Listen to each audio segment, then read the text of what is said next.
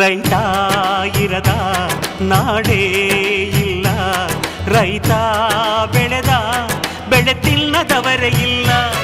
ರೈತ ಎಂದು ಸ್ವಾರ್ಥಿ ಅಲ್ಲ, ತನಗೆ ಮಾತ್ರ ಎಂದವನು ಬೆಳೆಯುವುದಿಲ್ಲ. ಮುಕ್ಕೋಟಿ ದೇವತೆಗಳು ಇದ್ದರೆ ಏನಂತೆ, ಗಣಪತಿಯೇ ಮೊದಲು ನಮಗೆ ಎಲ್ಲ ಪೂಜೆಗೆ.